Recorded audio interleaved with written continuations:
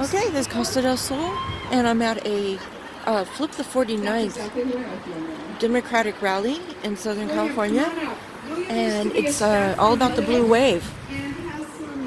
A really important message for anyone. Enjoy the rally. Thank you. Sort of thinking, maybe I'll wait until after the primary to get involved, and that's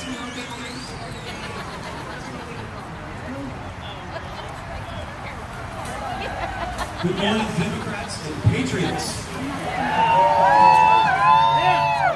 It's an honor to be here. I want to tell you, I don't say any of this. We've got San Diego Sheriff Department presence. Keep everybody safe, hopefully. See, this is to avoid that, because I'm trying to reduce my plastic. I don't say this lightly, but I'm going to say it because it's important. The Republican Party is openly and viciously subverting our democracy right now. They're doing it on behalf of themselves, on behalf of the man currently occupying the White House. And together, they have become vicious enemies of the future of our republic.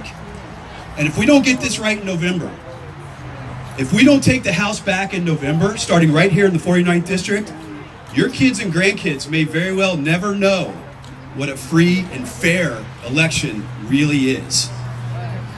Again, I don't say this lightly because it's kind of a shock for some folks. And I'm not the only one saying it. If you take nothing else away from this talk, please take away the existence of this book, How Democracies Die. How Democracies Die. Write it down. When you get home, order a couple copies. It's a horrifyingly effective way of encapsulating the really big increase in the number of democracies, just like ours, across the globe that are toppling into autocracies. Democracies just like ours that are becoming autocracies without a single shot being fired. Democracies that are becoming autocracies through the insidious paradox of authoritarian demagogues coming to power using the democratic process and staying in power using democratic institutions to punish their perceived enemies and marginalize anybody that will speak out against them or in the name of freedom. Does that sound somewhat familiar, vaguely familiar? Listen, democracy is hard. Self-governing is hard. There's a reason why George Washington called America the grand experiment. And there's a reason why Abraham Lincoln called us the last best hope. Democracy is hard even when everybody in its ecosystem is working to support it. And right now, the Republican Party is working against democracy in two very important ways. The Republican Party is the first major party in the United States to allow an autocrat demagogue to rise to the top of it. And they did so out of pure self-preservation. The Republicans knew in 2012 they were demographically doomed. But instead of realigning themselves with the majority of Americans, they lashed themselves to a vindictive, self-enriching bigot, using his nationalist, cult-like followers to buttress themselves. Pure self-preservation. The second way they're attacking democracy is they've abandoned completely the two most important democratic norms that govern democracy. That's mutual tolerance and forbearance. Those two norms assure that the two major political parties respect one another's existence and don't use the temporary levers of power, institutional power, to attack one another. Now that last part for the Republicans is not new. I saw it firsthand on the Hill with Newt Gingrich and Ken Starr. It's progressed to Mitch McConnell refusing to do anything that had anything to do with Obama. Then stealing a Supreme Court seat. Then Paul Ryan passing a massive tax giveaway to billionaires without so much as one single public hearing on it. And now, every last one of them, including this guy here, refuses to stand up and push the man occupying the White House to enact sanctions that are designed to protect our elections from Russian meddling. It's unconscionable. The Republican Party is subverting our democracy out of pure self-preservation. Imagine, folks, imagine what they'll do if we leave them in charge in November. Imagine. I mean, at the very least, Russia can take solace in knowing no one will push back on them in 2020. And who knows what ideas the Republicans might have taken from China this weekend, if everybody's paying attention. Rare is the generation called upon to be literal patriots for the Republic. And she's yelling for us now. You are all answering that call by being here, and it's beautiful. That's why I called you patriots earlier. But I'm going to challenge you real quickly to do a little more.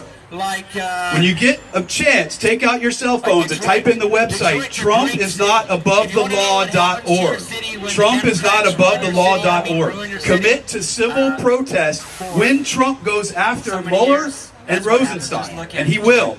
Those are the only two gentlemen standing in between Russia and our November elections. Secondly, engage. Come canvass with us. But don't just canvass. Canvass once a month. Canvass twice a month. Come phone bank with us in the flip office. But don't just phone bank. Phone bank once a week. Get engaged. And lastly, go find your Republican friends that are still patriots first. Not these clowns over here who are too busy reveling in state-sanctioned hate to worry about whether democracy survives or not. But find your Republicans that still understand the difference between conservatives and Republicans. And ask them, are tax cuts worth your kids and grandkids never knowing what a free and fair election is? Is the stock market worth the destruction of the American dream? Ask them if they're willing to be the generation that history looks back on as the generation that turned its back on our founding fathers, and more importantly, on every single casualty of every single war that the United States has fought to ensure freedom throughout the history of this planet. Ask them. Those are hard questions. I know they're hard conversations, but democracy is hard, and it's also worth it. Go be patriots. Go be warriors for the Republic. Engage, educate, endure. Not everybody gets this chance. Don't waste your shot. Thank you.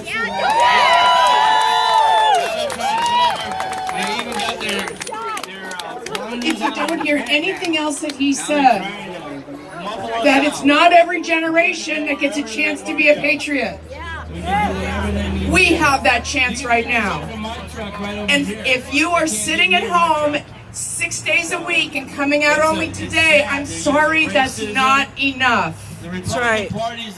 After Darrell Issa announced that he was not going to run again, I stood up in the flip office when people said that they wanted these rallies to continue. I said I would do it if everyone in the room, and I'm going to include all you now too, was willing to commit to go out and knock on doors and make phone calls. I'm here to tell you it's not easy.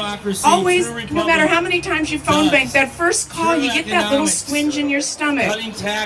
But this is our opportunity to be patriots. He's not kidding when he says we have one more election. And our 5 contenders on the Democratic side for this seat, I'm not going to let them screw it up. And screw up was not the word I wanted to use. We have got to get behind a candidate. Now, I don't know who that is. I wish I did. I do not. But right now, I think I would vote for Rocky Raccoon if I thought that he would be a Democrat and would go in and do the right thing. You know, talk about fair, free elections. The funny thing about that is, all right, Cipriano, where are you? Win the nomination of her own party. All right, this is Costa del Sol. I'm going to go now. Thank you for joining me. Oh my gosh, Cipriano, you are never where